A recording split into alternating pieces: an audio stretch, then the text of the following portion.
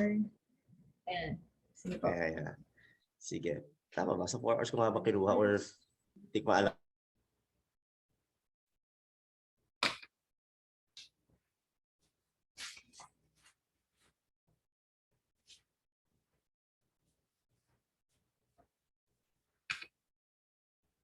Chinecheck ko muna kung saan ako umpisa. Sige po. Hello? Hello? Ayan. Nawala ka din. Yeah, medyo mabagal lang. Yan, nawala nga ako, no? Okay lang. Saan nga ba? Sa kumahal nakuha to? 15 minutes yata talaga. Yung ubing to. I think tama, 15 minutes. Ito yung kinuha kong ano to. Pero ang hindi ko na-consider itong week trick na ito. Okay? So, yun lang yung inano ko na OB. Tapos, inano ko pa into 5 minutes. Kung doon Na-refine mo. Na-refine ko into 5 minutes pa. So, yan. Na-refine ko into 5 minutes. So, yun ang kinuha ko. Ito, including this one. Yan, this one. Pero, yun nga. Yung stop loss mo, stop loss lang ko. siya. Sakto lang talaga dito sa week trick. Kung tutuusin.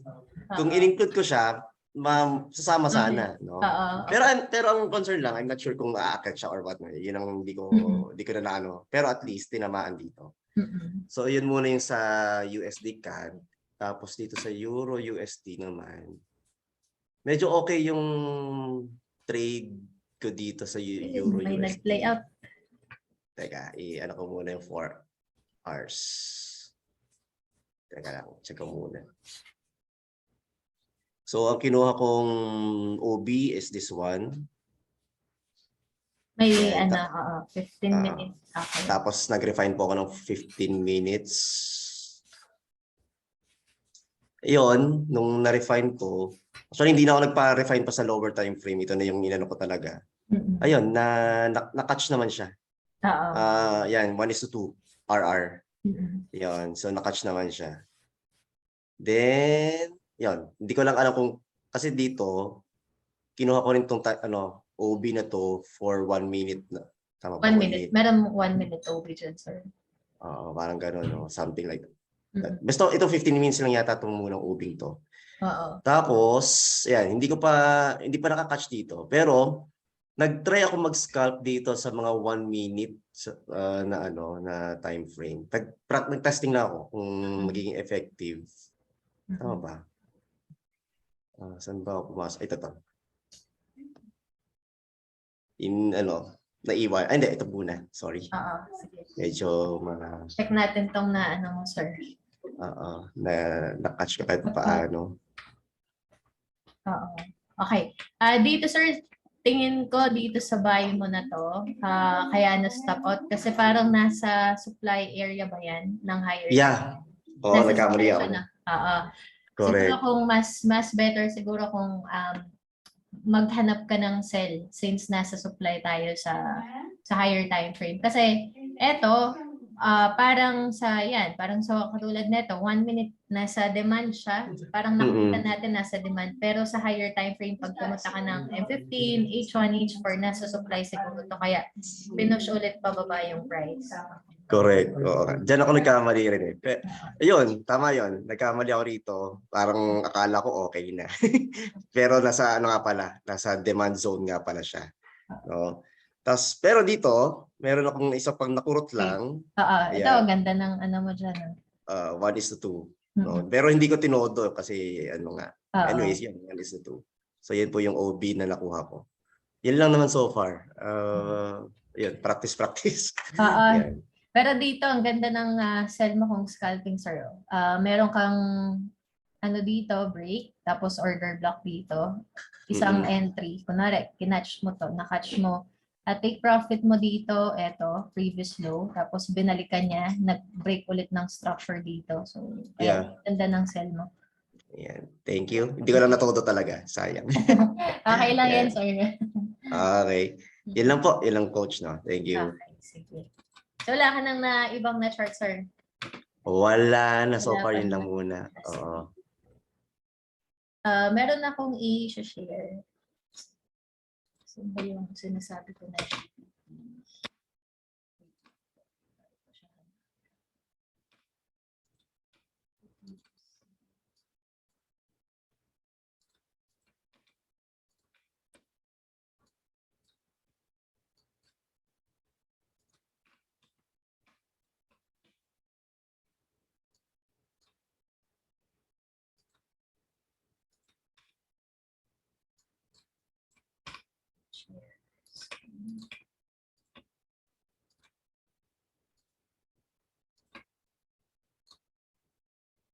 Ito siya.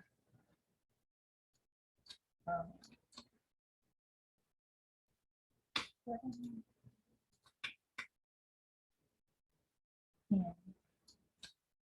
Ako, hindi ko na, ito po, GBPUSD parang yung shinare ni Sir Carl kanina.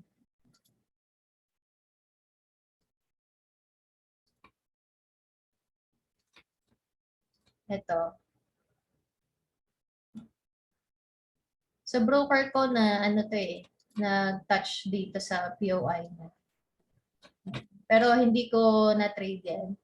Meron akong, nung FOMC po, meron akong loss dito. Share ko na din sa inyo. Kinuha ko to, nadali ako ng FOMC. Nagka-loss ako ng 1,000 USD dito. Parang ganito yung setup ko na nakita. Wala. Parang inantay ko to na stop out ako ng mali ko dito, sir. Parang adjust ko pa yung stop loss ko. Ganito yung naging entry. So, meron akong entry dito sa area na to, isa. Tapos nag-entry ulit ako dito. Tapos kinuha ko para pinaka-tuktok na neto. So, sinabayan ko yung FOMC trade. Akala ko kasi bababa pa siya. So, akala ko i-mitigate lang to. Ito, week 3 kasi to. Week 3. Tapos, etong buong to naman, parang H4 OB ko siya. Tapos, dito sabi ko, pwedeng balikan or may reaction dito sa POI na nakita ko dito. Hindi ako nag-set ng stop loss. Tapos, ang nangyari, wala. Parang natalo ako ng $1,080. So, lesson, ayun, may natutunan ulit ako sa trade na yon. Sinabayan ko tong candle na to. Di ba pagka FOMC kasi usually, pag tumaas yan, nag-spike yan pataas, bababa siya. Kaso, nagtuloy-tuloy pa akyat. Wala. Hindi ko na na-cut loss agad kasi ang laki din ng lot size ko dito sa area na to. Pero dito, nung Friday, dun sa broker na gamit ko, na-touch siya dito pero wala na din akong trade dyan. Parang minitigate lang yung area. Pero yung sa Fibonacci, sir, nagagamit niyo po ba siya for pagka nag-analyze kayo? Na-try niyo na? Ako hindi pa, ma'am eh. Yun ang gusto kong matutunan na Confluence din. Okay, sige. So, doon pala tayo ngayon. Discuss natin si Fibonacci. Yung imbalance, sir, Dong, okay naman na sa'yo yun? Clear naman? Medyo nalilinawan na. Okay. Ito po yung mga imbalance natin dito. So, yan. Imbalance to. Yan. Pero filled na siya kasi tumaas na yung candle na to. So, same din dito. Ito yung imbalance natin. FOMC. Ito. Tapos, bumaba. So, parang ito na lang ngayon yung fresh nating imbalance. Ito. So, bumaba siya. Finil lang din ulit. So, wala na. Ang imbalance natin ngayon na pwede niyang balikan dito. Ito. Binalikan na rin pala to. Ayan. So, binalikan na yan. Alam ko po, etong price na to, daily, daily OB ata. Check natin.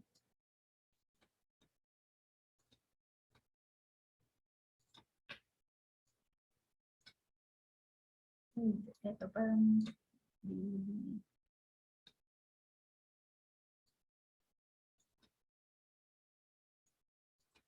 Minor break lang naman siya. So, tayo H4.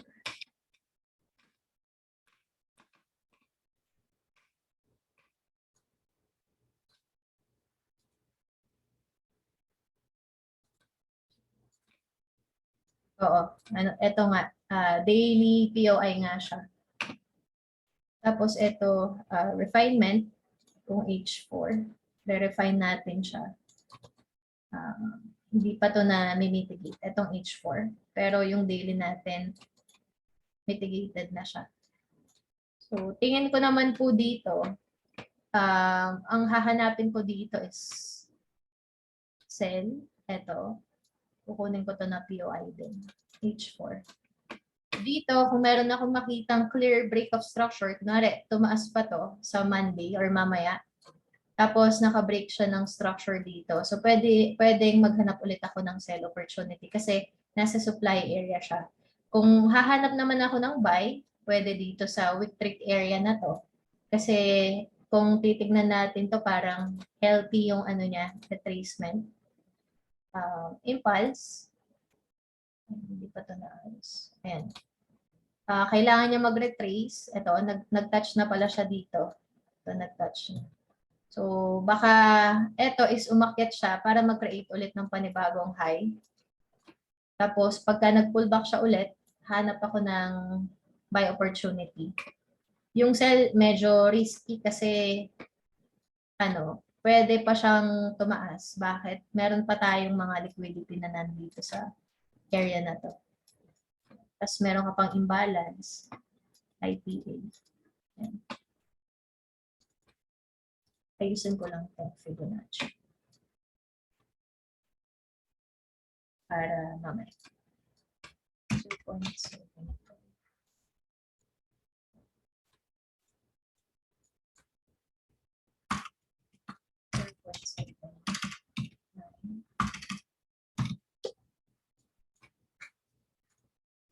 Uh, 0.86. Negative 0.27.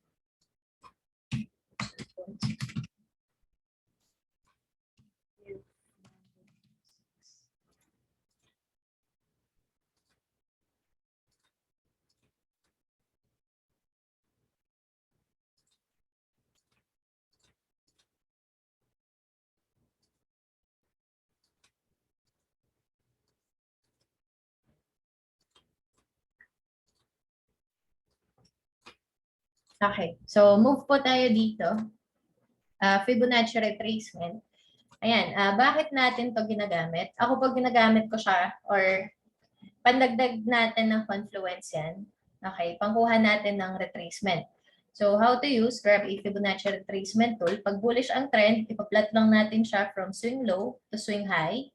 Bakit natin gagawin to? Para makuha natin yung retracement ng impulse na to. Okay? So kunwari, nag-retrace siya, i-consider ko yan na nag-retrace na kapag nag-touch siya at least 50% ng Fibonacci natin. Kapag nag-touch siya ng 50%, kasi pwedeng meron ng reaction dyan, mag-create ulit ng panibagong structure or panibagong higher high. Kasi sa retail, meron tayong ginagamit dito dati. Ako po, 23% at saka 38%. Akala ko dati yung level na yan parang nag-retrace na yung price. Pero ngayon, meron akong mga OTE level, yung 72, 79, at saka 88.6. Okay? Etong tatlong to, ginagamit ko sila kasi para sa akin, mas maganda ang risk-reward ratio. Di ba sa retail, meron pong tinatawag na golden zone. Etong dalawang to, 61 level, tsaka 50%.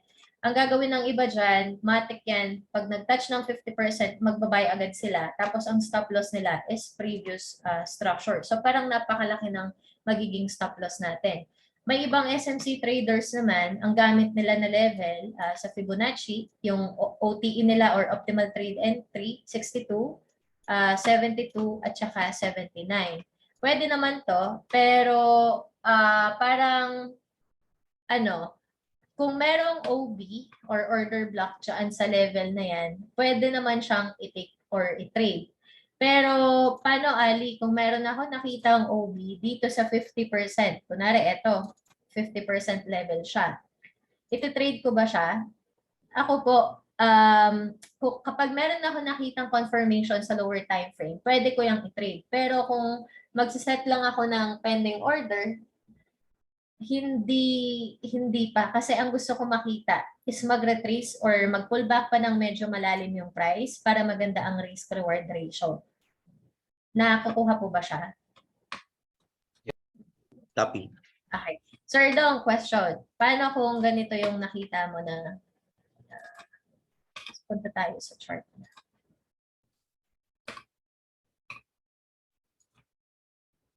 So,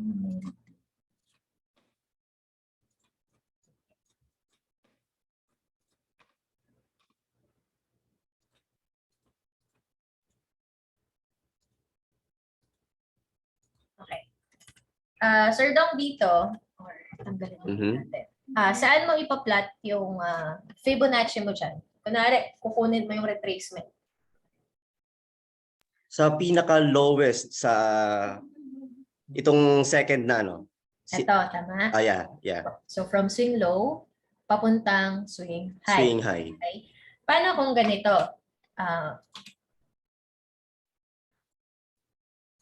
Ayan siya. Ganyan ang ginawa ng market. Saan mo ilalagay ngayon yung fib? Naka-break to ng break of structure. Break of structure. Saan mo ilalagay yung fib mo? Siguro dito pa rin sa Max. Okay. Dito pa rin siguro sa second. Tama ba? Sa second na lowest. Dito, tama? Yan ba? Yeah. Okay. Dito sa atin, pwede naman siyang gawin na ganyan. Pero kasi kapag mali ang pag-plot mo ng Fibonacci, parang mali na din ang magiging bias natin. Kunwari, sir, linagay natin dito yung fib. Swing low to swing high. Diba dito, naka-break siya ng structure, merong na-create na order block.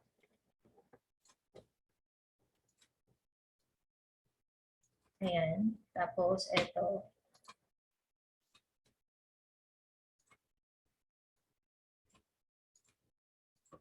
BOS yan.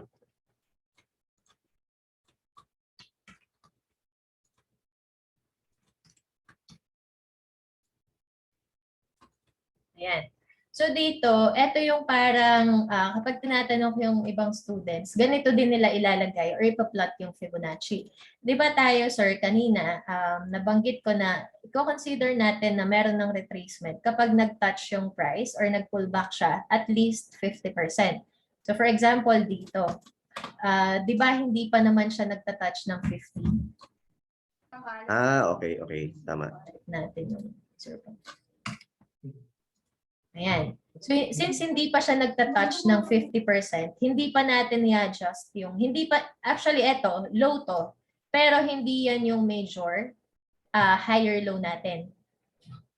Okay? So, gagawin natin dito sa fib, dito pa rin yung low, pero yung high, i-adjust lang natin siya dito. Pero, kung ganito ang ginawa niya, after ng impulse move, nag-retrace, nag-touch siya ng 50%. So, para sa akin, ito, successful retrace na to kasi bumalik na siya ng 50%. So, dito, pwede na natin itong kunin na para sa akin, valid or tradable yung order block na yan. Kasi nag-pull back na, naka-break ulit ng structure.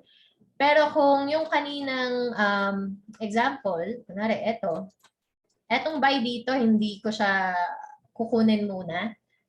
Hindi ako basta-basta maglalagay ng pending order for buy. Kasi pwedeng ang gawin pa dyan ng price is mag-pull back siya. Okay, pull back. Nag-touch siya dyan, nag-konting blue, tapos itutuloy niya yung trend niya. Pababa. Bakit? Kasi pwedeng dito sa area na to, meron pang imbalance na na-create at saka meron pang order block dito sa area na to. So parang etong kinreate na low na to, ano lang yan, parang inducement lang siya. So kasi dyan papasok yung ibang SMC traders, akala nila nag-retrace na to, tapos since eto naka-break ng structure, akala nila valid na to or pwedeng may reaction na dyan sa area na yan. Minsan naman may mga nagpe-play out na ganyan, pero ako po kasi mas gusto ko na nasa OTE. Or kailangan mag-pull back pa yung price bago ako maghanap ng buy. Ganon. Noted, ma'am. Okay. Sir Carl, clear po ba sa inyo itong yung fib? Yes, so. Yan naman. Yan. Sige.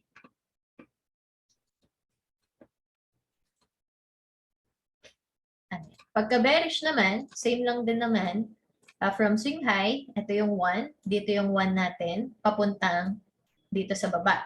So kung titignan natin to, merong break of structure, impulse move pababa, tapos meron tayong nakitang order block dito. So for example, ito yung OB natin. Dito pa lang po, parang makakabuo tayo ng story na etong paakyat mabagal or maraming candles kumpara dito sa bearish move pababa. Kasi dito sa bearish parang 6 or 7 lang sila. Dito para sa akin yung sell, kung iti-trade ko to, para sa akin valid yan. High probability trade. Bakit?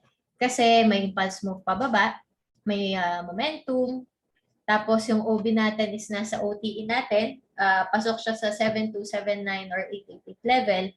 Tapos merong mga imbalance na naiwan. Para sa akin, okay to i-trade.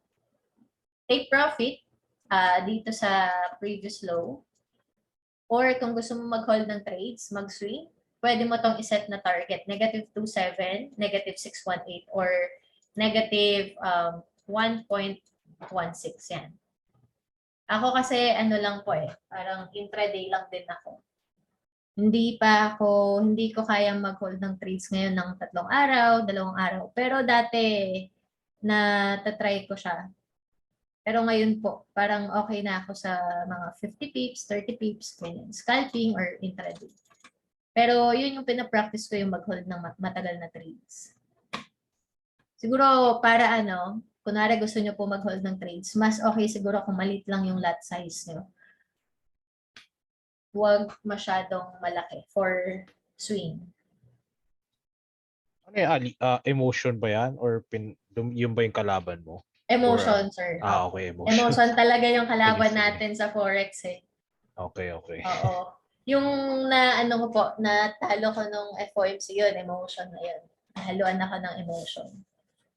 Sinabayan ko yung nag-counter ako sa momentum. Kasi akala ko, since nakita ko may momentum, may impulse pataas ng FOMC news ng mga 2 a.m., 3 a.m., akala ko magpo-pull back siya, mag-scalp lang sana ako, kaya medyo malaki yung lot size. Kaya wala.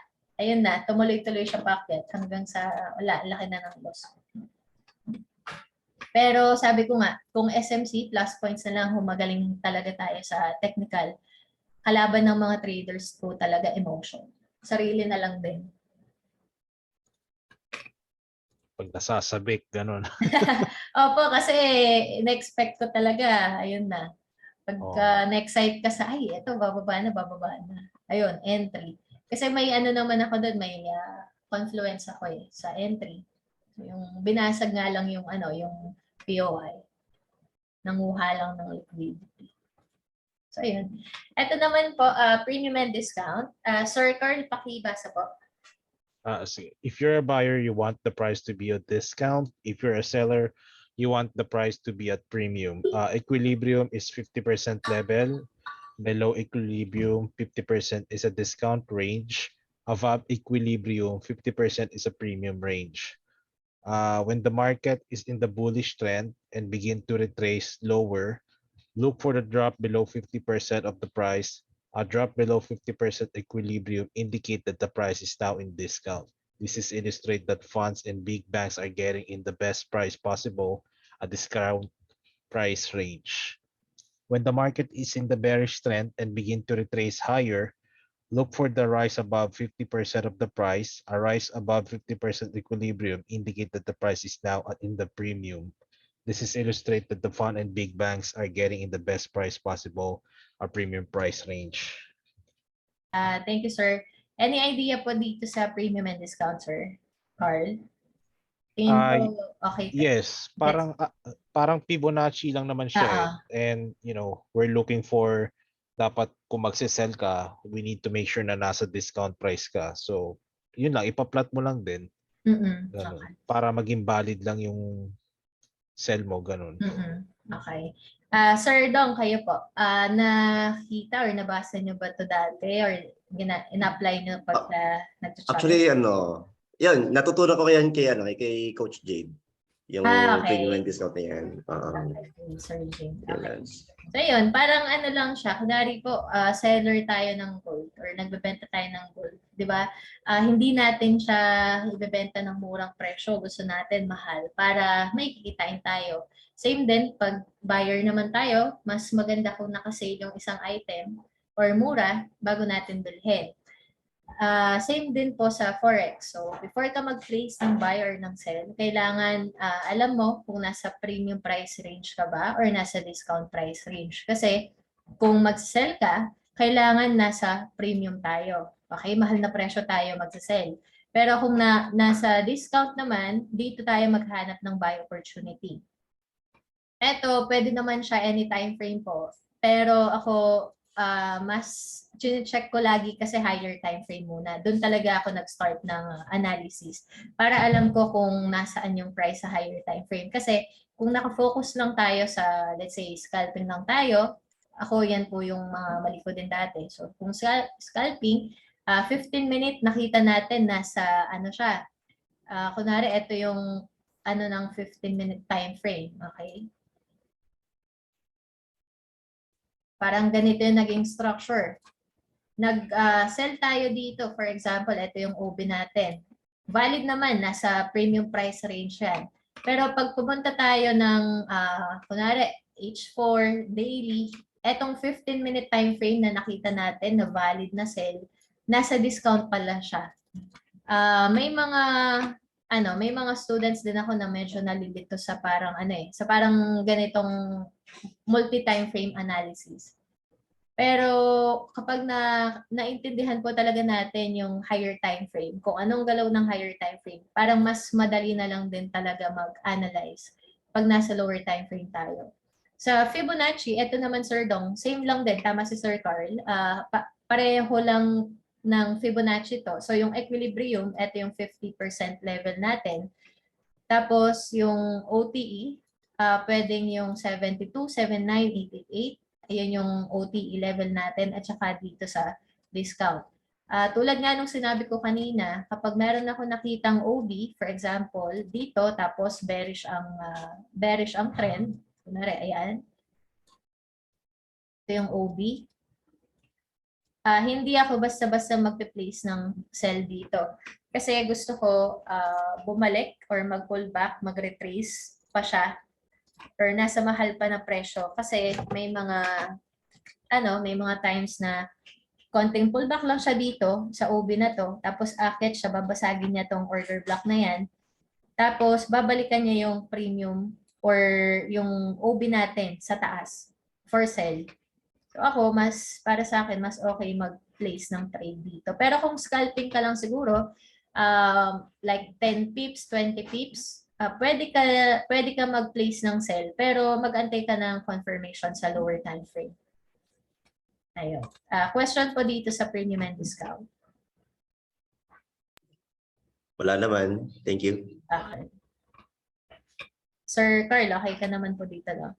Yes. Oh. Ano tayo? Ito.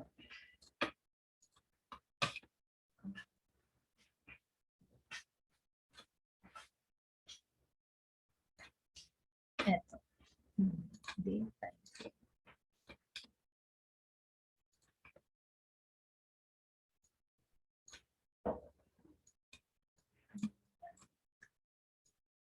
Okay.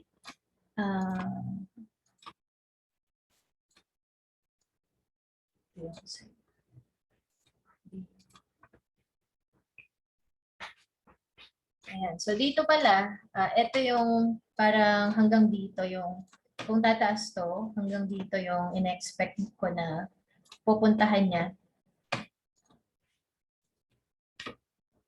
Kung kukunin ko naman to po, yung premium and discount, pwede mong gamitin si Gunbox. Si Gunbox. Ito. Yan. Parang ganito siya. Kasi dito, kung titignan natin to, sa Fibonacci na lang para yung OTE makita natin. So sa daily time frame, itong impulse na to, so wala pa tong retracement. Bumaba siya ulit, nakabreak ng structure. So dito po, i-consider ko na to na nag-retrace na yung price. Ito. So So after ng drop pababa, nag-touch na siya ng 50%, naka-break siya ulit ng structure. Ang gagawin ko sa feed, i-adjust ko na siya. Ito.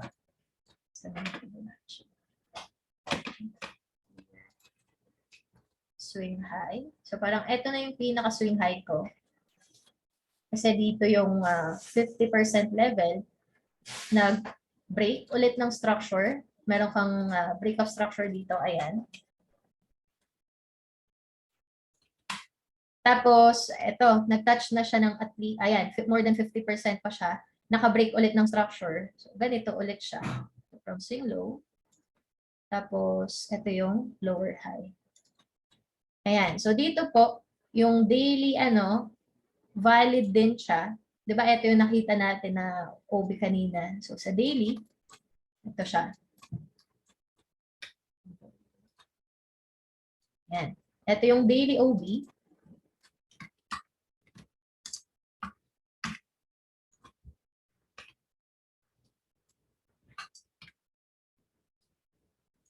Ayan. So, etong daily OB na nakita ko dito para sa akin, okay siya. Bakit? Kasi nasa supply area siya ng daily time frame.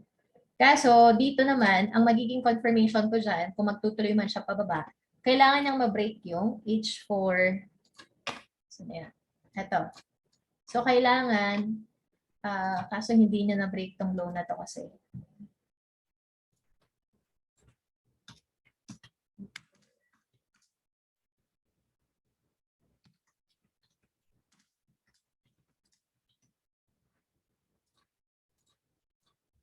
Ito. Dito naman din, nakita natin, minor structure break, pero hindi siya valid kasi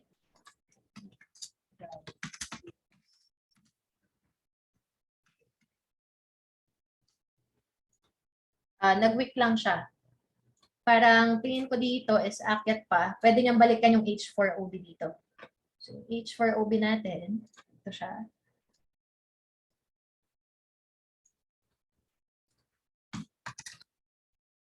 Yan.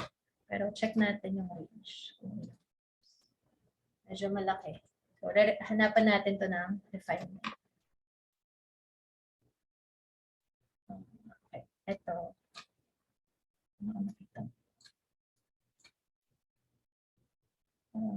Same lang din naman.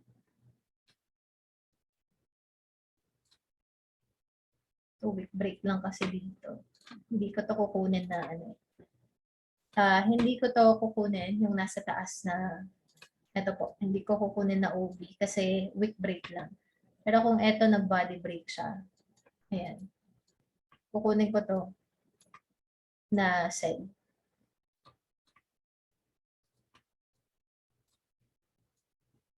So, pwede mong i-check itong na to, itong week 3, kung gusto mo agad mag-sell. Pwede ka dito. Ito siguro, i-trade ko to sa, pagka inaabot po siya, kasi maliit lang ang risk mo dito. So, sabi mo ng 20 pips, pwede pa rin. Take profit mo.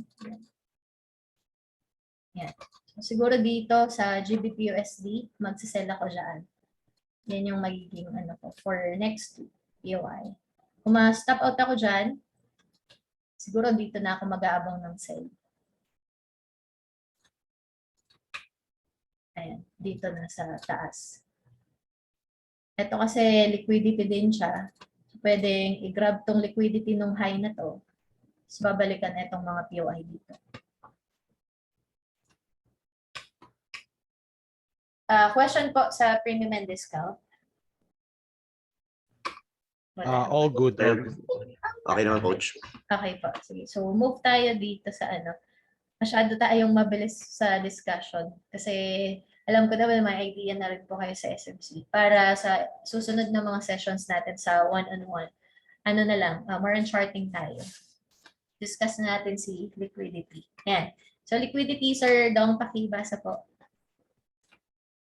Liquidity, fuel in the market requires liquidity to move. Can be formed in many ways, trend line, double bottoms, and triple bottoms. Equal highs or EQH, equal lows or EQL. Liquidity is very good to be aware of, especially when it has been swept. Usually once it is swept and an impulse the opposite direction happens, it can be a great confluence to form a trade idea there, provide it is with trend and support by other confluences. Yan. Okay. Thank you po. Liquidity, eto naman, para siyang fuel ng sasakyan. 'Di ba yung sasakyan po hindi siya andar, hindi makakapunta sa destination kung walang gas. Same din sa market. Ang ginagawa ng market, nagbe-build sila or nagbe-build siya ng liquidity. So, eto, mga liquidity na yan, kapag ranging ang market or nagko-consolidate, ang nakikita natin, walang clear direction. So, dito, liquidity yan. Kapag marami ng buyers and sellers sa market, that's the time na meron po tayong makitang mga impulse move or mga impulse candle. So dito sa range na to, since liquidity yan, hindi tayo maghahanap. Siguro kung scalping pwede, pero kung higher time frame perspective natin, hindi tayo magsisell dito. Bakit? Kasi liquidity yan, ito yung parang double top. So resistance yan sa retail. Gagawin ng mga retail traders, matik mag-place sila ng sell dito. So sell sila dyan. Ang stop loss nila above. So ang gagawin ng market, ipupush yan para mag-grab yung mga resting orders. Pwedeng dito sa area na to, may buy stop, may stop loss, may sell limit. Ako po, ang ginagawa ko, hanap ako ng OB above or below ng range or ng liquidity. So, parang eto, example.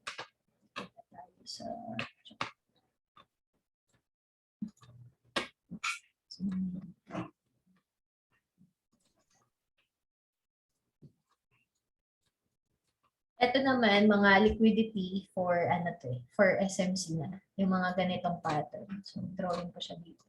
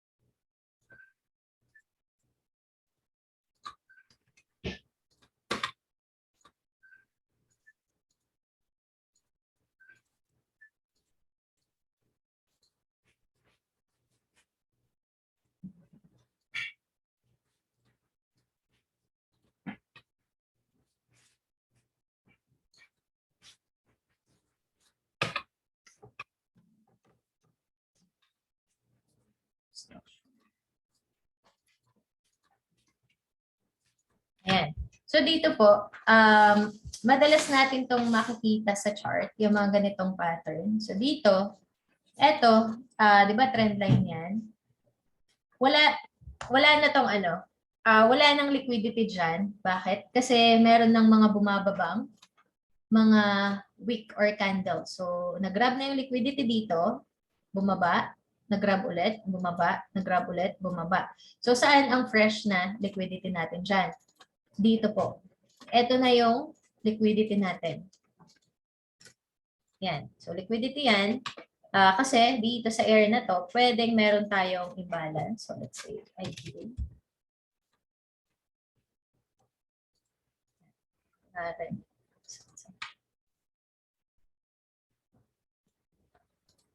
Yan.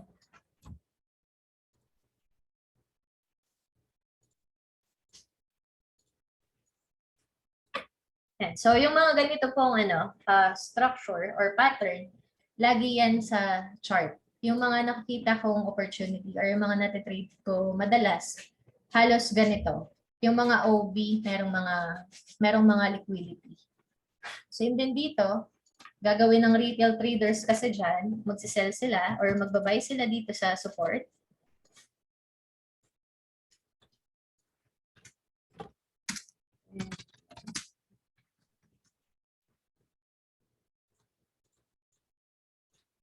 Yan.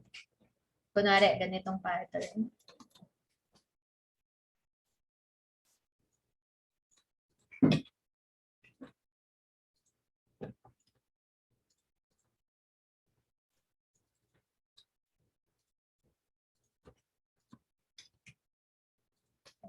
So dito, merong na-create na OB. Ayan. Kunwari, yan po is order block. Merong mga magbabay dyan. So, buy sila, stop loss below, target. Ayan. Ganyan yung magiging setup. Pero tayo po, kahit meron tayong nakitang break of structure, hindi tayo magbabay dito sa OB na to. Bakit? Kasi etong swing na to, at saka from swing low to swing high, wala pang retracement. Tapos umangat siya. So kung gagamitan natin siya ng Fibonacci from swing low papuntang swing high, wala pang retracement. Hindi pa siya nagtatouch ng 50%, pero merong mga break of structure. So naka-break siya ng structure, hindi pa rin nagtatouch ng 50%, tumaas ulit, pero wala pang retracement. So eto po, invalid to. Hindi ko yan iti-trade. At saka, kung magbabay tayo dyan, nasa mahal na presyo or nasa premium price tayo. Diba, mas maganda kung hahanap tayo ng buy opportunity sa discount. Kaya, ang kukunin ko ng POI dyan is etong nasa baba. Dito ako magpe-place na ng buy. Hahanap ako ng buy opportunity dyan. Target ko, eto. Bakit etong previous high? Kasi, impulse move. Ang nangyari dito, ganito. Impulse move. Tapos successful retrace. Pwedeng ito yung maging new higher low structure natin. Tapos mag-create ulit siya ng panibagong higher high. So ito, makikita ko dito na liquidity siya. Clear po ba tayo sa liquidity? Clear. Okay, so hanap pa tayo dito sa chart. Ayan. Example ng liquidity natin. Ito.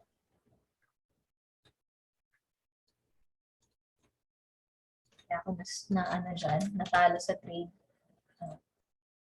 Alam ko na risky, pero pinasukan ko siya. So dito, dahil nakita ko po parang dahil dyan sa liquidity, kaya pinush pa yung price, tapos binalikan yung higher time frame POI, which is yung daily OB natin.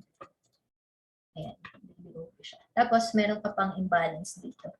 So finil niya yung imbalance, tapos nag-pull back, successful retrace. So malaki yung possibility na mabasag itong high na to para mag-create ulit siya ng panibagong higher high. So, ayun.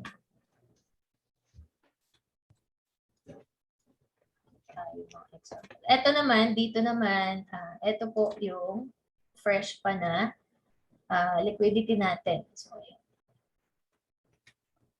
Trendline liquidity, kasi kunwari, bumaba yung price dito, gagawin ng retail buy, tapos baba ulit. Yan. Tapos hanggang sa bababa na siya para i-grab yung liquidity na nandyan. So gagawin nila, extend natin. Dito sila magbabay. Stop loss. Yan. Ganyan magiging setup, kunwari. So mas stop out sila kasi pwedeng i-grab nila yung mga resting orders dito.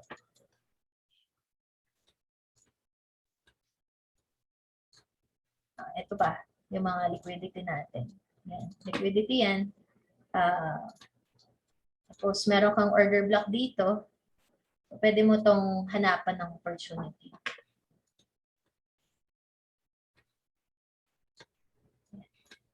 Dami pang liquidity ng GBP USD. Tayo sa ito.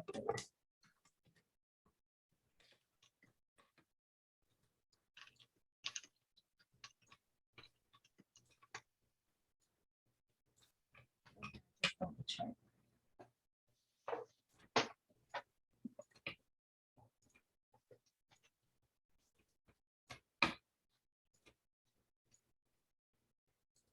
Makababalik to dito.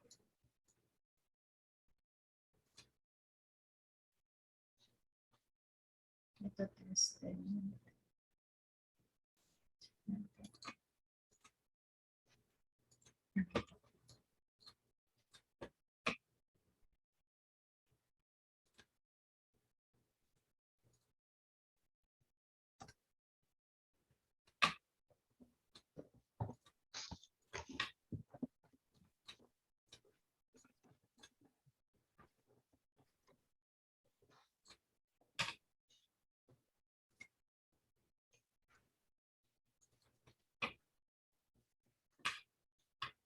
Yan. So, ito yung mga POI ko sa Euro USD for next week. Yan yung dalawa. So, itong ano ko dito, pwedeng balikan yung sell, pwedeng may reaction. Bakit? Kasi merong liquidity dito. Tapos, meron kang imbalance. Ito kasi, ayan. Ito, parang mag-grab na itong liquidity dito. Bumaba na yun. So, grab. Kasi bumaba na to. Parang ito yung manipulation. Tapos, pwedeng umakyat to. I-fill nila yung imbalance natin dito sa taas. Ito.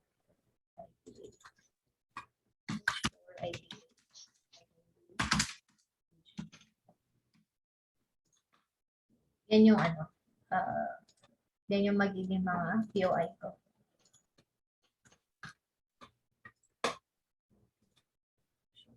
Ilang stop loss natin. Medyo malaki. So, hanapan mo lang palang refinement. Check natin.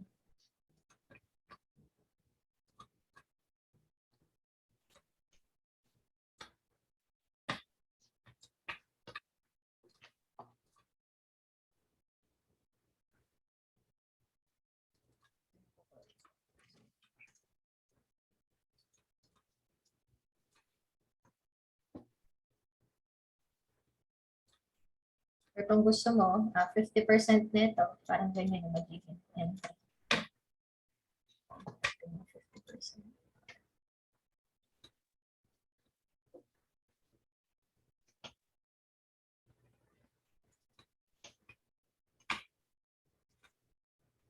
Mas maliit ang risk nito. So, 26 pips.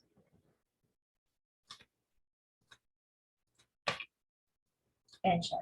Parang yan yung magiging ano ko for, ito yung POI ko sa sale. Ito. Tapos kung buy naman, dito sa baba. Check natin.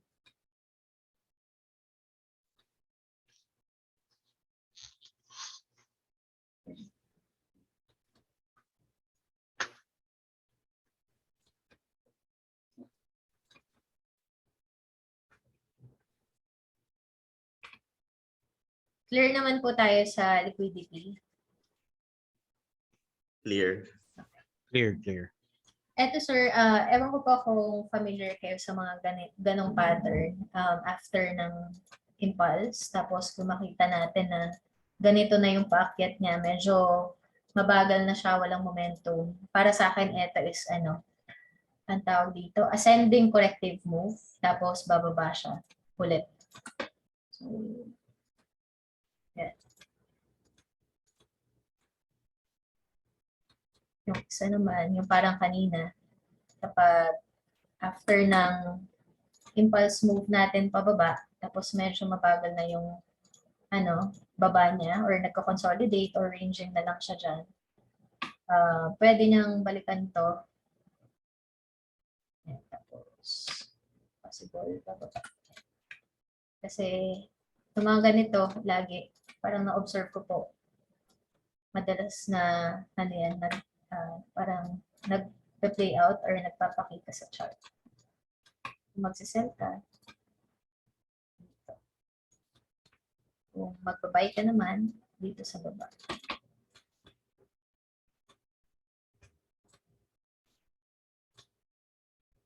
Ito, kung buy, pwede ko itong kunin na POI. Kung mag-release ka, pwede yan. Pero ito kasi pwede niyang ituloy yung trend niya pababa.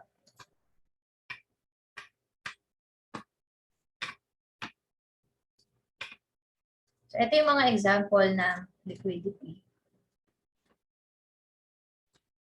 Bullish trend line, parang ito yung support. Gagawin ng retail dyan, magbabay, pero gagawin ng market maker, papush ulit yung price pababa para mag-grab yung mga resting orders, mga stop loss. Dito naman, bearish trend line, akala ng retail traders, bababa na yan, pero aakyatin para lang makuha yung stop loss dyan.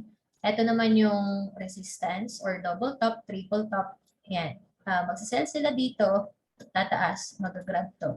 Ito din, double bottom or pwedeng maging triple bottom dito, magbabuy, tapos i-violate yung support na to. So, mas maganda po kung yung mga OB natin is nakagrab ng liquidity. So, para sa akin, kunwari merong OB dito, may impulse move, eto malaki yung chance na i-respect or magpa-play out siya. High probability OB kasi nakagrab ng liquidity dito. So, eto, Sir Dong, paki-explain naman kung paano mo 'to naiintindihan. Well, yun nga, merong liquidity do sa first ito muna yung imbalance, Yes, 'di ba? Yeah, may imbalance muna. Then yun nga nagkakaroon na ng parang may mga formations na yung mga resistance na rito. So most probably baka may liquidity na doon. Then another thing is yung second na to na nagkaroon na rin ng liquidity. Sorry, hindi ko may turo, no? Hindi ko ma-notate.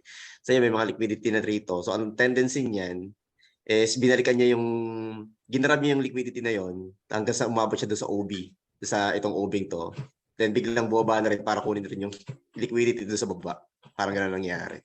Okay. Dito, merong parang si market nag-create siya ng bearish order flow. So, create ng lower low, lower high, tapos nag-create ng lower low. Tama? Ito, mga break of structure. So, dito, di ba merong order block? Ayan. Bakit siya naging OB? Valid yung OB natin dyan kasi naka-break siya ng structure. Successful retrace yung dito, tapos naka-break ng structure. Tama? Dito sa OB, pwede natin siyang i-trade. Ako, iti-trade ko po yan kung nakita ko na ganyan yung structure. Kaso, ang nangyari dito, pagbalik niya dito sa OB natin, parang walang strong reaction. Bakit walang strong reaction? Kasi hindi niya na-break yung previous lower low natin. So, anong ginawa ni market dito? Nag-create siya ngayon ng liquidity. Okay, so ito yung liquidity. Nag-create siya ng equal high. Hindi niya na-break. Nag-create siya ng internal liquidity ulit. Equal high. So, ito siya. Yung mga ibang traders na hindi masyadong, yung parang hindi clear sa kanila kung alin dyan ang major and minor structure. Kasi akala nila lahat ng break of structure parang valid yung mga OB na nakikita nila dyan. For example, dito po. Merong break of structure dito, kukunin nila ngayon na order block ito. Gagawin nila, magsisell sila dito. So, kapag merong nag-sell dyan, tumaas yung price, na-stop out yung mga nag-sell dyan, tapos ginrab din yung liquidity dito. So, etong OB na to na nasa taas, sabi ko nga, high probability trade pa rin yan or OB kasi nakakuha siya ng liquidity. Kaya napaka-importante din na mag-secure ng partial. Kunwari, nakatch mo tong sell na to, itong pababa na to. Mas okay na mag-secure ka na ng partial. Bakit? Para lang ma-secure natin yung capital natin. So dito, okay itong OB na to, target mo, eto. Ito yung parang additional confluence mo na babalikan or magkikreate ulit siya ng panibagong structure. Nababagsak yung price dyan kasi nag-create siya ng liquidity ulit dito sa baba. After niya kunin yung liquidity sa taas, itong mga nandito, ang kukunin naman niya is yung sa baba. So take profit mo dyan, previous structure hanggang dito. Kung dito ka nag-sell. Okay? Naman mga paulit-ulit lang din na nangyari to sa chart or sa market. Yung mga nakikita kong setup ganito madalas. After ng impulse move, nakabreak siya ng structure, ginawa ni market na create ulit siya ng internal liquidity. So itong internal liquidity, ito yung support ng retail. Kasi ang gagawin ng retail dyan, ganito. Kukunin nila to na parang zone, yan, magbabay sila dyan. So tayo, kahit meron tayo nakitang impulse move, yan, nakabreak siya ng minor at saka major structure. Mas maganda na mag-antay muna tayo ng confirmation dito sa order block na kinreate dito. Kasi di ba merong OB, Pero kailangan natin consider etong liquidity na to. Kung ma-manage mo naman ang risk mo, pwede ka naman mag-buy dyan. Pero kailangan parang tanggapin natin na pwedeng matalo, mas stop out tayo dyan dahil merong liquidity na nasa baba or kahanay ng order block natin, pwedeng i-push yung price pababa para i-grab yung stop loss at saka i-mitigate etong floating position nila dito. So, i-close nila yung floating. Dito mas maganda mag-antay or mag-abang ng opportunity para mag-buy. So, take profit mo hanggang dito sa previous structure. Okay?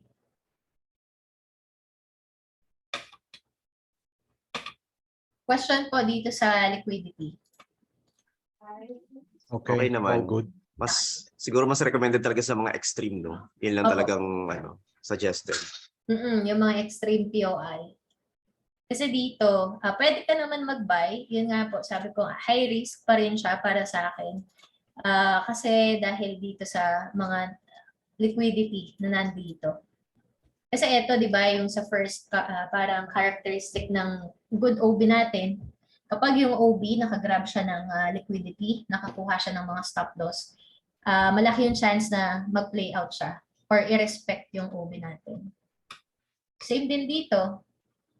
Kahit merong mga break of structure, ayan, break of structure yan, break of structure, hindi tayo mag-place ng buy dito sa order block na yan. Bakit? Kasi ito, trendline liquidity, ito yung extreme POI natin, pwedeng balikan ng banks yan, i-mitigate or i-close nila yung naka-float nila na position bago nila i-continue yung trend packet. So, ito naman, discuss na natin tong session. So, ayan, sessions, meron tayong Asian session, London session, at saka New York session. So, si Sir Carl, alam na niya kung paano gamitin sa pag-analyze tong Asian high at Asian low. So, Asian range, gagawa siya ng Asian high, Asian low. Sir Dong, kung mapapansin mo sa market, pagka Asian session, yung morning, wala masyadong movement. Unless may mga high impact news, ganon. Dito po, liquidity yan. Ito yung kukunin natin na Asian high. Tapos, ito naman yung Asian low. So, ito, morning, 6 a.m. hanggang 2 p.m. or 1 p.m. candle. Yan. Sabihin na natin mga 2 p.m. Mamaya, papakita ko, may ginagamit kasi akong indicator din dyan. Para makuha yung mga session. So, dito naman, sa London session, sa Asian session, siya yung accumulation natin. Sa London session naman, ito yung manipulation. First 2 to 3 hours ng London session is manipulation. Bakit? Kasi parang makikita natin dyan, may mga momentum candle.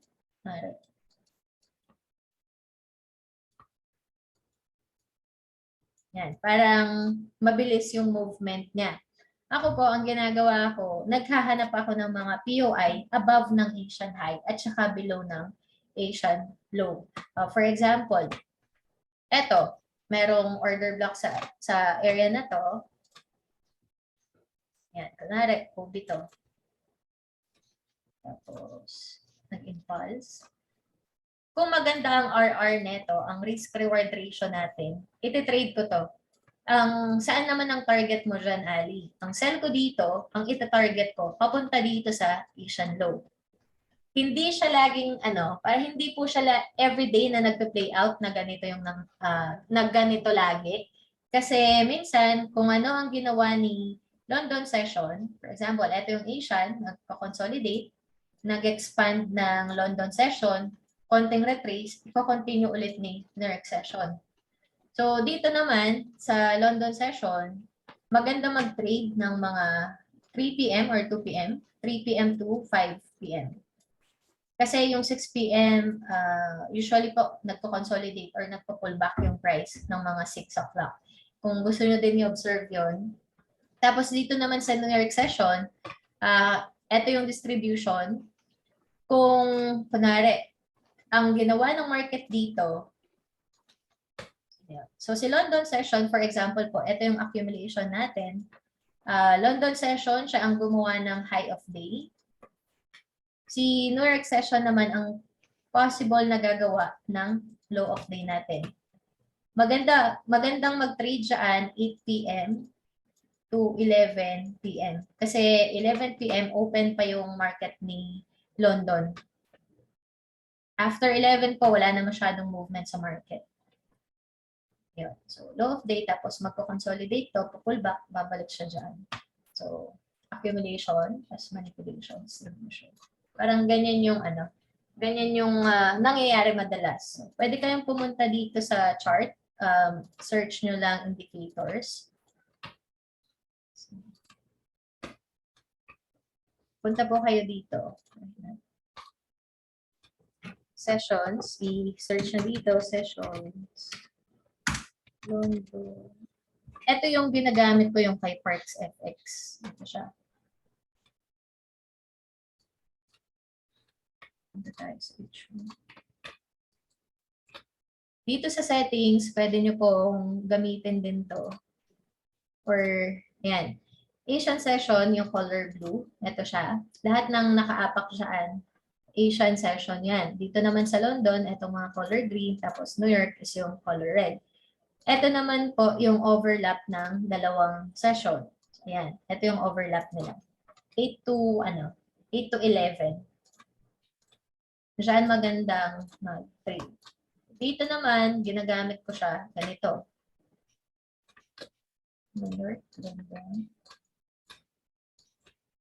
Kukunin ko yung Asian high at saka Asian low.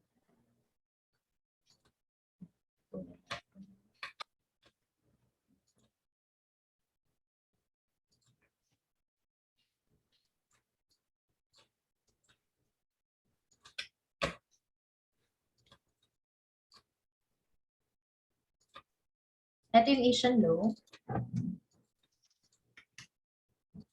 Check natin. Ito yung running natin na Asian high.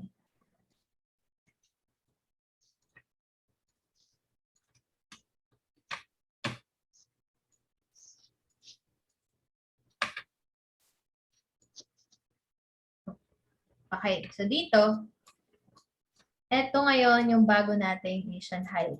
Kaso, ano nangyari?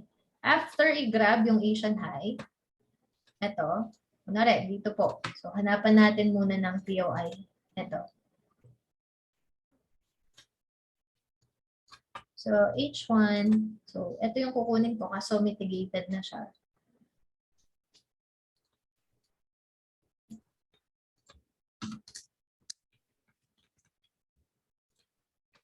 Yung gagawin ko dito, hanap tayo ng possible order block. Wala akong trade dito kung nakita ko. Dito, mitigated na siya dito.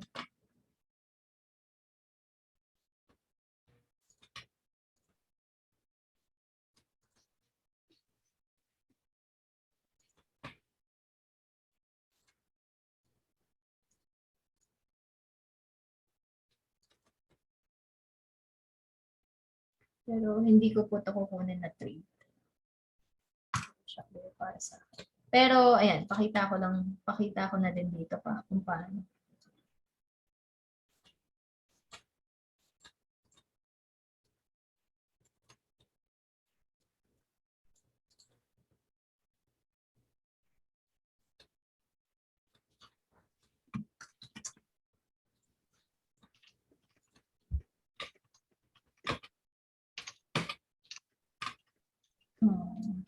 Wala. Ako na rin, dito po. Check natin. Short. Mitigated na kasi ito. Ang take profit dito, kung isi-set ko siya hanggang dito sa Asian low. Parang ganyan ang magiging setup.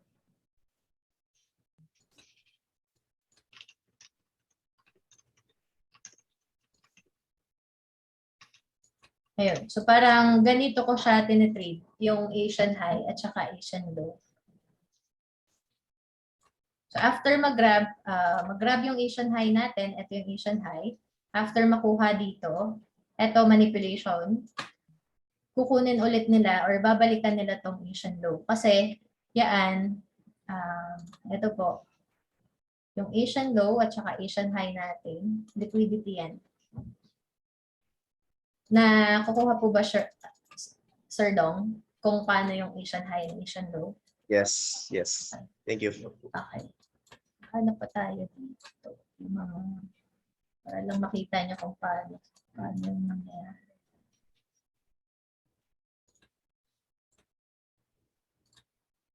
Ito yung low.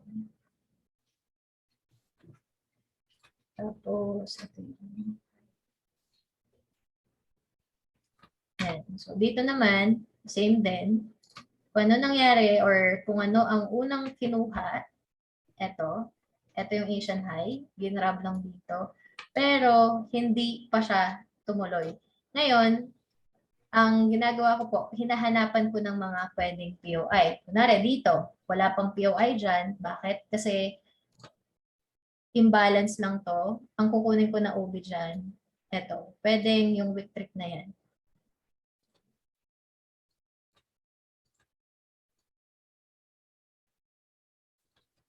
Ayan. Ang target mo, since hindi pa nag-grab yung Asian low, ito, nag-grab na yung liquidity dito. Dito sa OB, nag-react siya. Kung magandang RR, pwede mo yung i-trade. Target mo hanggang dito sa Asian low. Try natin. Sabihin natin, cover na natin yung high ng wick na to. Take profit mo, Asian low. So, ayan siya. So, kung na-catch mo pala to, ang ganda ng RR niya. So, nag-risk ka ng $12, 12 pips para sa 50 pips. So, Asian high, after kunin yung Asian high, yung Asian low naman. Minsan, may mga, ang nangyayari po, parang ang tagal pabalikan yung mga Asian high or Asian low natin. Pero, babalikan yan, kunwari, galing tayong bearish trend. Tapos, yung mga Asian high, kunwari, ito yung mga Asian high natin, Asian high, Asian high. Once mag-change ng trend, babalikan at babalikan din yung mga yan. Kaya pwede mong iset na target din or take profit. Ito yung Asian high. Asian high. Hindi pa nakukuha. Kasi kahit medyo matagal, binabalikan din po talaga.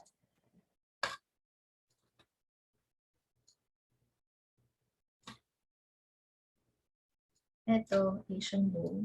Hanapan natin. Wala na dito. So, grab na.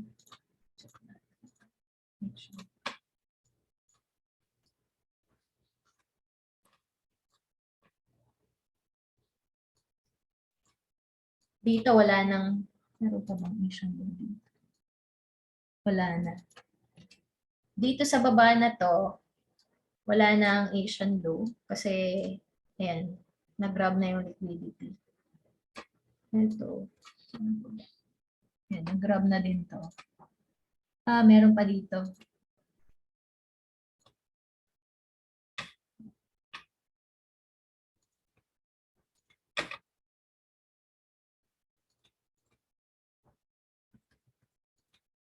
Ito, hindi pa nag-grab ito. Pwede pang balikan tong level na to. Coach, under SMC pa rin ba to or ibang strategy na?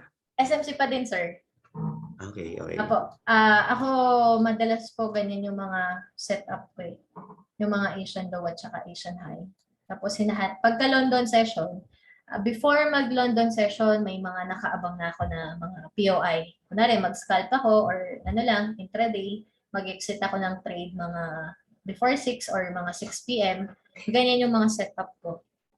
Asian low at saka Asian high lang din. Alright, alright. Try ko hanapin sa ibang trading view ko yung mga setup na gano'n.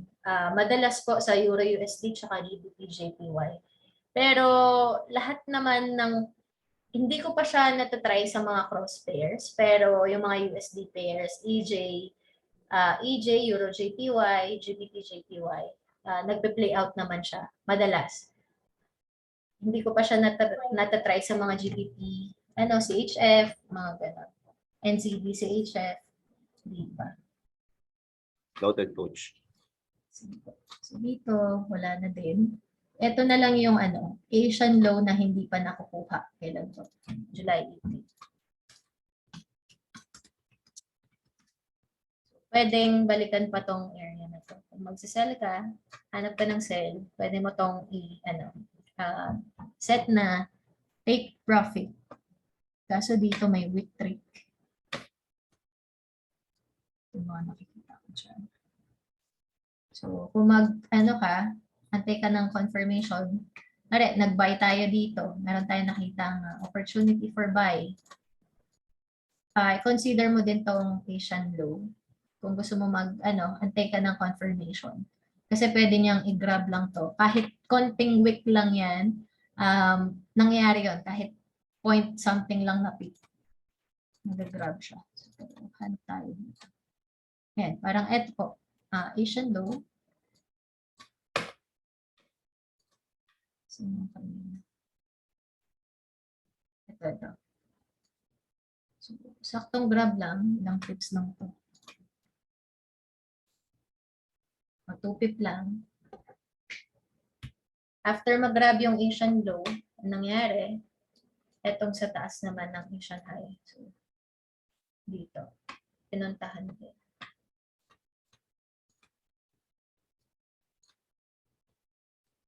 Tapos po, meron din pala akong ginagamit na ibang, ewan ko kung chine-check nyo yung sentiment ng retail, kung marami bang nakabay or marami bang nakasell. Ito, Asian low, tapos Asian high. So, unang kinuha dito, Asian high, ito. Tapos, pinush pababa para mag-grab yung Asian low. Kayo dito. Sir Carl, chine-check mo ba yung sentiment? Commitment of traders ba? Or COT ka nag-check po? Oo. Ako kasi dito, ako nag-check lang minsan. Sige, tingnan ko pandagdag lang. Oo. Pandagdag lang ng parang confirmation din. So sentiment, punta lang po kayo dito sa sentiment. Makikita natin dito kung ano ang position ng mga retail traders. Karamihan ng mga retail traders. Kunwari, dito sa USDJPY, maraming naka-short, 65% ng retail traders naka-short, 35% naka-long. Sa tingin ko dito, mas maganda kung hahanap ka ng buy opportunity. Yan, ano ba yan? Real-time ba yan sa smart money, sa SMC? Hindi ko sure, sir, kasi chine-check ko lang tong sentiment dito. Pero okay. ito kasi nagpapalit-palit din ng ng percentage. Pagka, ito for example, yung SDJPY, since maraming naka-short, minsan magpo-pullback lang siya bababa, tapos i-continue niya yung trend paakyat para ma-stop out or ubusin yung mga naka-short. Okay. Kaya kung mapapansin mo, ito matagal nang marami ng mga nag-short sa USDJPY. Oo nga. So, kung mapapansin natin, tuloy pa rin yung pag-akyat niya. Short term. Sige, sige. Ganyan ko lang siya chine-check. Pandagdag lang ng para lang alam mo kung nasa side ka ba ng retail traders. Parang ganun. Okay. COT kasi, ang dami pang computation eh. Kaya nga po, na-try ko yun dati, pero sabi ko, parang medyo matagal din. Hindi ko na siya ginagawa. May nagturo din kasi sa akin noon, parang manual computation siya. Sinesend ata yung sir mga, di ba? Thursday, Friday, yung data. Yes. Oo, tama. Kasi kasama yata yung hedge fund. Yeah, hedge fund. Kasama. Kasama sila doon. So, yung kung nakalong ba sila sa isang pair. Hedge fund ba? Nagpapagalaw din yan ng market? Or hindi naman? Tingin ko, sir. Mga usually kasi, di ba, mga central banks. Central banks madalas. Kasi hindi ko alam kung ano trabaho ng hedge fund eh. Parang sila yata yung reversal trader. Totoo ba? Hindi ko din po parang ang hedge fund, sir, institution din sila, di ba? Okay. Alam ko po, sila yung mga institution, yung mga nag-handle ng malaking, parang company ba sila? Okay. So far po, clear naman tayo sa na-discuss today. Clear naman, clear. Clear, coach. Sige. Sir Carl, sige, mag-chart ka. Ano mo lahat ng na-discuss natin. I-plot mo. Hanapan mo ng mga POI. Kumbaga, hanap ka ng trade idea mo for this week. Kahit isang pair lang. Tapos, mamaya si Sir Dong. Okay. Sige. Wait lang.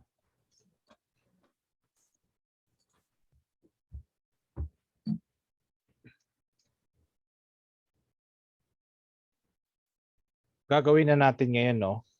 Apo, kahit isa lang po. Okay. Sandali.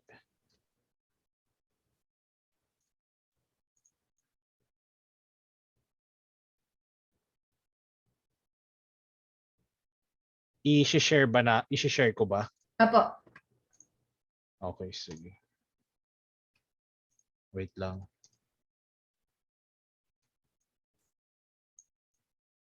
So if ever kasi na magpa-plan ako ng trade, ano ba susundin ko, yung strategy ko na retail? I mean yung scalping or ano ba? For intra? Ikaw bahala, sir, kung saan ka mas komportable po sa scalping, intraday. Sige, wait lang.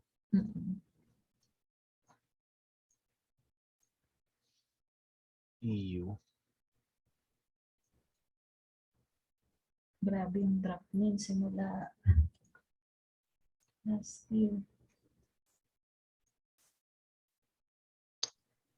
Actually, ito nung una kasi naka-plot sa akin to na Opo. magre-react eh. Oo.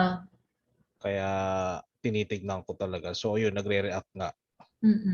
So parang na-take advantage ko to ng one time lang actually. Oo. My God, teka lang. Sige po. Ang hirap mag-breakdown. Sa totoo lang. Okay. Since, ano ba, tignan ko lang yung monthly. Rally base rally siya dyan. I think sa monthly may imbalance pa sa baba eh. Parang sa, tama ba? Apo. Dito, no? Sa part. Kasi ganito ako analyze eh. So, alam mo parang tinitignan ko kung saan ita-target yung price bago mag-react uli ng another reversal. Kaso, let's say, halimbawa dito, so I'm expecting a sell dito sa part na to. Kasi ang ina-expect ko, babalik pa yung price below here. Apo. So, paano ba? Kung gagamitin ko yung intra, siguro pwede ako mag daily. So, yung range tsaka dito. And wala ako ng order block. Ito yung number 1 para sa akin.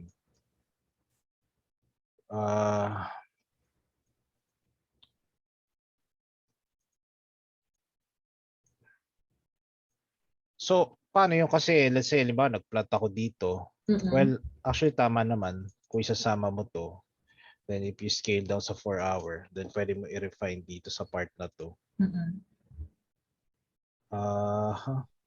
Teka, label lang ko.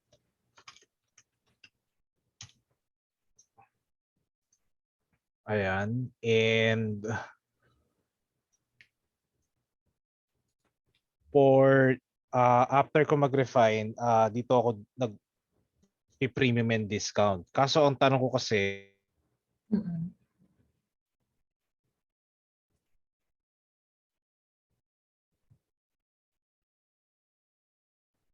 yung Fibonacci sa ganitong simula dito ba sa low hanggang dito? Eto sir, ang kukunin ko dyan. Sige, check mo. Pwede din naman yan. Eto, from swing high, kasi dito yung impulse. Pero, ang titingnan ko po dyan is yung daily. Daily na. Daily. Daily trading range na. Sige, okay. Plot mo yung daily. Daily high mo. Simula dito. Apo. Hanggang dito. Oo. So wala pa. Yung 50%, wala pa siguro na sir. Sige po, lagyan mo siya ng 50. Ano bang nun? 0.50. Kahit saan lang dito na lang sir. Hindi ba to wala naman siyang bearing? Okay. Kasi kailangan niya mag-touch at least 50% para masabi natin na nag-retrace na siya. So, Parang nag-touch na. parang eto, nag-touch na siya. Kaya nga So, eh. dito, wala pa tayong, since wala pang structure na nakikreate, kasi dapat, para ma-consider natin to na parang ganito, yan, kailangan niya muna tong ma-break. Oo nga. Oo, sa daily time frame. Pero tingin ko dyan, pwede niyang balikan itong daily OTE mo. Ito, itong area na to. Pwede niyang balikan yan. Para mag-create ulit siya ng panibagong lower high. Tapos, Correct. panibagong lower low. Tsaka ito, imbalance to eh, di ba? Ang laki oh. Apo. May imbalance tayo. So, ito yung magiging confluence mark confirmation dyan. Meron kang liquidity. Liquidity yan. Tapos meron kang imbalance dito. So, ito, pwede niyang balikan pa. Balikan. So, tingnan ko nga. Oo nga, tama. Ito gumagawa na sila ng trap. Oo. So, nagre-range na siya dyan. Sige. Kasi oo. Tama. Sige. Kasi baka feeling ko mangyari lang naman dito is either, paano ba? Kasi ano lang naman to pattern eh. And then, siguro babasagin and then pwede tayo mag-take advantage dito sa area na to. Ganun. For buy. Apo. Parang ito, for sir, rally, tapos base. Pwedeng rally ulit. Oo. Pero siguro kung mag-touch dito, possible na baka hindi na ako mag-look ng buy dito. Oo, kasi baka, sir, ano na eh. Ito na yung pag-create na ng tama yun. Pero kung hanggang dito, kunwari, tapos babalik, pwede ka pa mag-place ng buy dyan, papunta dito. Pero kung una niyang kinuha, yung sa taas na, malaki yung chance na babasagin na tong OB. Kunwari, merong OB dyan. Kasi pwede i-continue na niya yung daily trend niya na bearish para mag-create siya ng panibagong structure na lower low. Oo nga. And then targetin niya yung mga here, 97. Oo. Yeah, yun lang yung plan ko actually dito. Pero siguro baka, ito rin kasi yung problema ko, Ali. Pero kung titignan mo kasi, kahit nasa loob tayo ng liquidity, di ba? So, pwedeng mag-break lang dito, tapos bumalik dito, tapos pwedeng tumaas ulit. Pwede ba i-take advantage yun? Pwede naman, sir. Pwede naman, di ba? Pwede naman po. And then, ipa-plot din ba natin, like, pwede rin natin i-plot yung mga premium and discount, ganon? Eto, sir, for example po dito, kunwari, ito yung structure natin, no? High, low, high, low. So, kung maghanap ka ng buy opportunity, pwede ka dito sa, yan, parang sa area na to, hanap ka dyan. Kasi nasa discount yan. Kaya nga. Kung magsisell ka, for example, meron ka nakitang ganitong structure, nag-create siya ng lower low, pwede ka dito. Pwede ka mag-sell dito. Papunta naman dito. Tapos, ito yung possible buy niya. Para mag-create ulit siya ng panibagong structure. Sige. Sa 15-minute. Kung 15-minute intraday ka lang or scalping, yan. Parang ganyan yung pwede po. Pero kung ganito yung nakita mo, sir, example, ganito na yung nakita mo. Ayan. Ayan na. Ito yung madalas na nakita akong mali. Diba? Ito, sir, valid naman yan. Naka-break siya ng structure. So, hindi tayo magsisell na dito. Bakit? Kasi binalikan na to, nag-touch na dito sa, kunwari, POI natin to ng, say, H1. Pwede nang basagin to. Mag-create na ulit siya ng higher high. Low. Sige. Tignan ko nga lang. Ayun. Successful retrace. Success. Okay. 62. Okay. Sige. Pero most of the time, pag ganito, let's say, kumuha ka ng order block dito, supposed to be, ang stop loss mo dapat dito no? Tama ba yun? Pwede naman, sir. Pwede mo siyang i-cover. Kung maganda ang RR, wala namang problema dun kung i-cover mo to. Yung previous low. Pero kung gusto mo yung below OB lang, pwede din naman. Pero depende kung na rin sa tao. depende pa rin po talaga sa ano yan, sa trainer. Kasi dito, pwede mong iset, kunwari, ito yung OB, pwede mong iset hanggang dito lang. Siguro Oo nga eh. kung sabi ko nga, kung maganda naman ang RR, kung 10 to 20 pips lang yan na hanggang dito, pwede pa rin. Pwede mo tong i-cover. Pang-protect lang. Okay. Alright, sige. Yun lang. Ganun ako alam mo yun, parang sine-check ko talaga sa monthly kung ano yung babalikan niya. Like, parang sa gold, nung one time natalo ko dito eh. Kasi ito, limbawa, hindi ko to, ito. And ito kasi during that time, ito yung tinignan ko.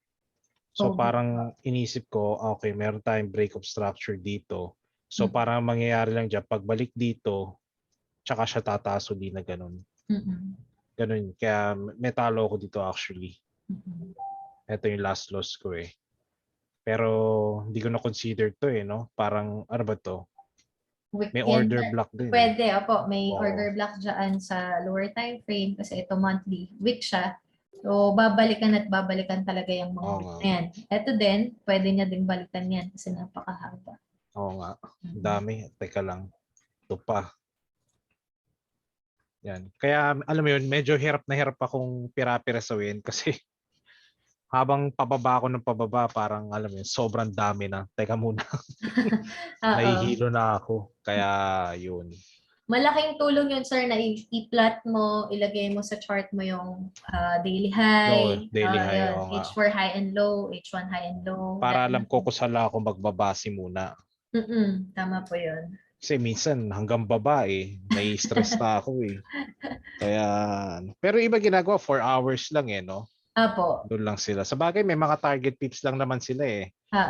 Dinedepende lang nila sa lot size. Sa bagay. Anyway, sige. I think yun na lang. Pero sa EU, yeah, I'll just watch ko na lang to. Tignan ko para naman may trade ako this week. Okay. Pagka yun, at least na-confirm ko na even though sa loob ng liquidity, pwede tayo mag-take advantage. Pwede na. Pero yung let's say premium and discount, pwede ko rin i-plot to, di ba? Like ganyan. Ayan, ganyan, sir. Okay. Apo, so etong POI mo dito, may mga confluence ka naman for buy. Kunwari dito, nasa discount siya, nasa OTE, may order block. Bullish ang structure dito sa 15-minute time frame. So pwede ka naman mag-buy dyan. Kaya, sige. Okay, no problem. At least confirm sa akin. Okay. Sige. Sige, sir. Thank you. Okay po. Sir Dom, kayo naman po. Alright, sige. Pero guys, medyo nababagal ang internet ko minsan. Okay lang sige, po. mag-share lang ako ng screen. Sige po. Alright. Ito ang try ko sa Euro CHF. No? Sige, dito muna mag-start ng daily. Ang first ko, hanapin ko muna ang swing low and swing high. So, I assume ito na yung swing high. So, daily swing high. Then, ayan. Ito daily swing low ko.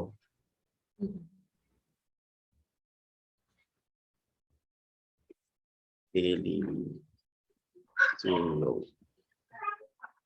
Then, ang next ko ay hanapin ko muna yung mga OBs. I don't, correct me if I'm wrong, coach, no? Pero start ko muna, maghanap muna ng mga OBs. Sige. So most probably this one. Ay, sorry. Again. This one.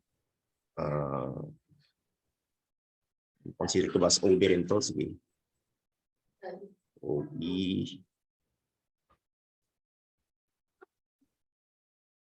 Ito. And consider as mitigated na ba to, coach? Itong isang to. Opo, nabalikan na siya eh. Nabalikan na siya, no? So yan. Then sige, i-try ko na rin yung dito, premium and discount. Yeah, yung premium and discount. So ito na rin, dito ako mag-i-start. So anong ibig sabihin nito? So sabihin, since nandito na sa level na to, pwede na akong, kasi tama ba? Is it still considered as as uptrend, no? Bullish pa rin siya, sir. Apo. Yeah, bullish pa rin. So nandito na siya. So waiting na lang ako. It's either ayun, ito pa pala, no? Mhm. Ano rin to? Tama ba? Still OB rin ba to? Considered as OB? Pwede din, sir. Pero yan, mitigated na siya dito pa lang. Ay, oo nga, mitigated na. So, hindi na. So, second option is ito na. Possible na dito siya mag-touch bago ako humanap ng point of interest, no? Tama ba? Tama So, naman po. So, yun. Tapos, sa daily pa lang tayo. Then, punta na ako sa 4 hours to para mas makahanap pa. Actually, yun coach, no?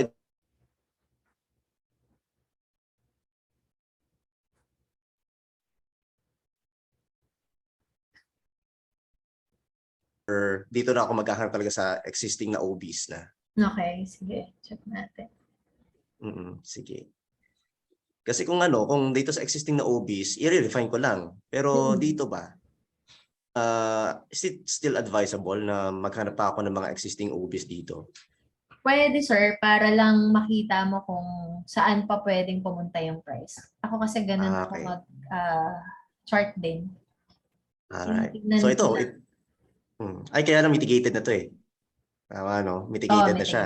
Mitigated So, na siya, sir. So hindi na to.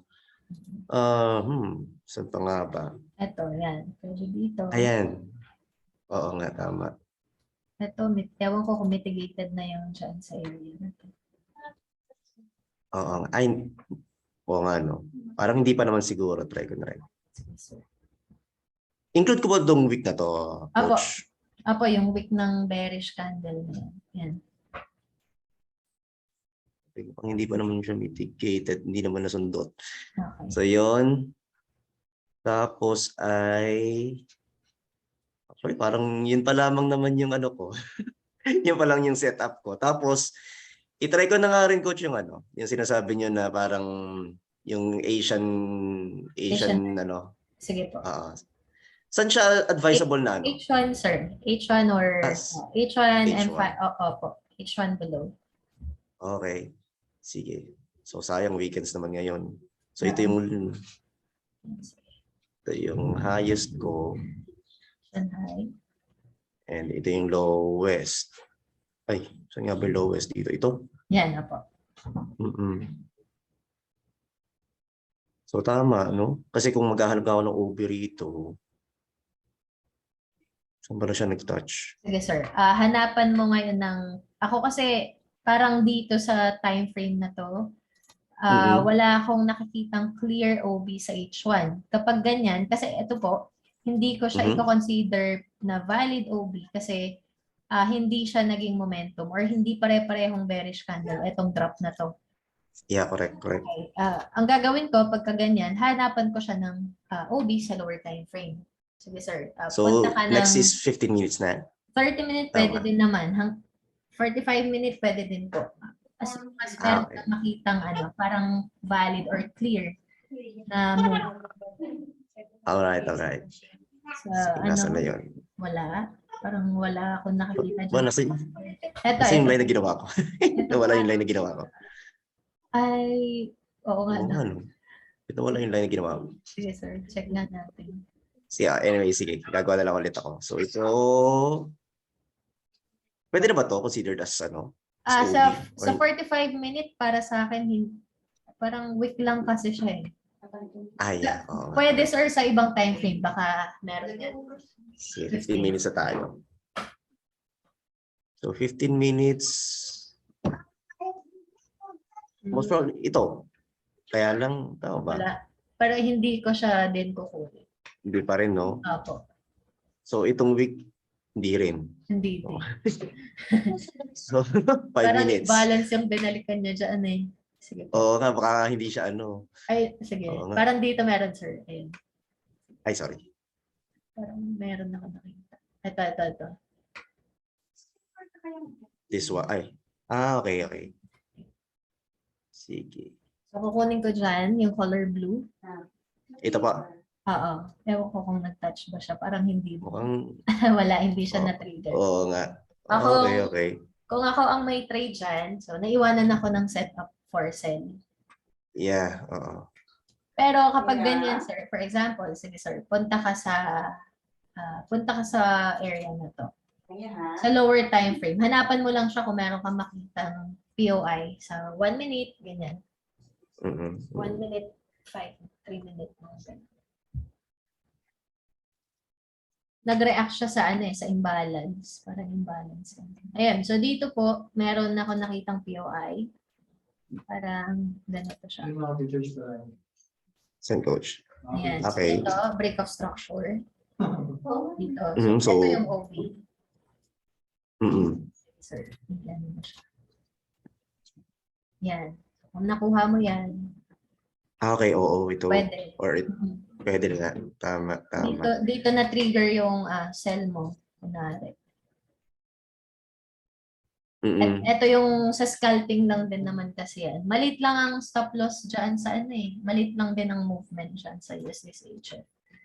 Sabi natin mga... Stop loss mo, cover mo na tong high. Cover mo na tong high. Kasi 5 pips lang naman. Sabi mo ng 8 pips yan. Tapos, ang take profit mo, pwede ka naman dito sa previous structure. Tapos kung gusto mo mag-hold ng trade, since nasa 1 minute ka, check mo yung 5 minute lower low. Ay, higher low na pala yan. 5 minute. 5 minute lower low. Apo. Ang bagal. Saan yan? Ayan pala. Ayun. So dito, ito yung pwede mong iset. Ito. Apo. PP. Pwede Okay. or ano yan Okay. scalping. Ganyan ko tinetrade yung Asian high and Asian low. So ayos rin na. Maganda rin ng RR. Kung nasan ba yung mo dyan, sir? Asian low po. Ay, wala. Asian low is... Yun lang pwede mong i-target. Ayun. Hanggang... so ito, hanggang dito. Nauna. Hindi, sir. Nauna pala tong Asian low na nag-grab tapos tumaas. Okay. Okay. Pwede mo to i-target hanggang dito. Kung scalping ka lang. Okay. So kaya pala naghahanap tayo kasi ito pala nauna. Yan nauna pala yun. tong Asian low. Ngayon, kung gusto mo mag-hold ng trades, pumunta ka lang sa mga higher time frames. Sa M15, H1, check mo yung mga previous structure. Okay. Saan na M15. so ito. Most probably ito. So yan yung for Okay. I-watch mo yan ilang tips? 70. Nag-risk ka ng 10 tips. 1:7. Okay pa rin. Maganda na rin. Yan. I think So, Yan muna for the meantime, coach, ang aking Yan naman. Okay? Sige. Okay. Ayun. Send po kayo sa akin ng chart. So, one-on-one na tayo sa next sessions. Sa mga, next sessions natin. One-on-one na. Send kayo ng mga chart. Gawa po kayo 3 pair. Sir Carl, pwede naman po kayo bukas, no? Anong oras ba? Mga 6:30 po. Same time. Sir, pwede kayo? Parang hindi ako pwede, I think, kasi... Mga anong oras po? Wait lang. Sige po. Teka lang, check ko yung kasi baka nasa office ako bukas eh. Sige po.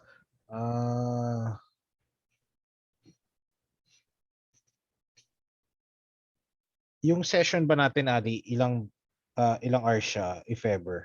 Sa tingin Maximum... mo? 1 hour? Opo, 1 to 2, mga ganun. Pero more on charting na lang naman din tayo. Pwede namang 1 hour po.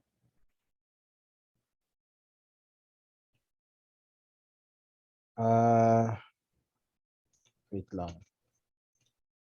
I think pwede naman ako mga 4 to 6, ganun. 4 to 6. Kung kaya mo lang ha, pero kung hindi kaya, okay lang naman. Tuesday na lang po, sir, kung hindi po kayo free tomorrow. Hindi, I mean, buong linggo kasi eh. Buong linggo. Yeah, so baka until the end of August eh. Nasa office ako eh. So, pwede naman, kung hindi ka free ng this week, okay lang ako ng Sabado, Linggo. Then, magpa-practice na lang ako. I'll just go ahead and ask you some question kapag, may clarification ako. Kasi clear naman lahat ng discussion for me eh. Maganda naman yung quality for me. Malaking tulong yun. At may recording. Pwedeng i-review. Hindi kagaya ng iba. Nakakala kasi ibebenta daw eh. Sige po. Sige sir, okay din naman po yun. So weekends. Send Sige. ka na lang din sa akin ng Oo. mga charts para kung may Sige, tanong. Ayun. Okay. Thank you. Okay. Sir Dong, kayo po for tomorrow po okay kayo bukas? Yeah, tomorrow 6:30. Actually 6:30 PM. Same Ah, time. okay Pwede po. ako. Sige sir. Ah, Ayan na lang po. alright. Send ko na lang tong recording ha. Thank you. Yeah. Sige po. Thank you, Salamat. Coach. Okay po. Bye-bye. Bye-bye.